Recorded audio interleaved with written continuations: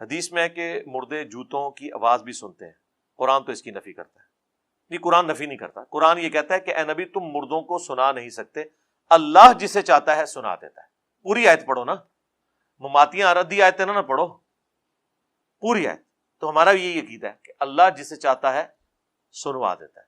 لہذا بخاری مسلم میں جتنی احادیث ہیں جن میں جہاں جہاں مردوں کا سننا ثابت ہے، ہم اس کو ایمان بالغیب کے طور پہ صحیح مانتے ہیں، مطلقاً سننا نہیں، جہاں جہاں ثابت ہے۔ جیسے بخاری میں ہے کہ میت بولتی بھی ہے، جب اسے چارپائی پہ رکھا جاتا ہے، نیک میت کہتی ہے مجھے جلدی جلدی قبرستان لے جاؤ، اور جو بدکار میت ہوتی ہے وہ کہتی ہے مجھے کہاں لے کے جا رہے ہو، وہ چیختی ہے، اس کی چیخ و پکار زمین و آسمان کی تمام مخلوقات سنتی ہیں سوائے جنوں اور انسانوں کے۔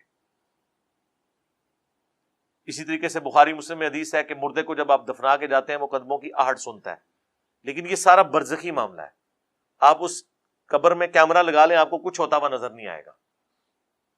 اس کو اس لیے سنایا جاتا ہے تاکہ اس کے حسرت میں اضافہ ہو، اگر وہ گناہگار ہے، اور اگر نیکوکار ہے تو وہ خوش ہو کہ یار میں ان پہ بیٹھا بھی نہیں ہوا تھا، میں اپنے اعمال لے کے آیا ہوں۔ بخاری مسلم میں حدیث ہے انسان کے 3 دوست ہیں، 2 قبر سے باہر رہ جاتے ہیں، ایک ہی قبر میں جاتا ہے۔ قبر میں جانے والے اس کے اعمال ہیں، اور جو باہر رہ جاتے ہیں وہ اس کا مال اور رشتہ دار ہیں۔ تو اس لیے آپ اسی کے اوپر ڈیپینڈ کریں۔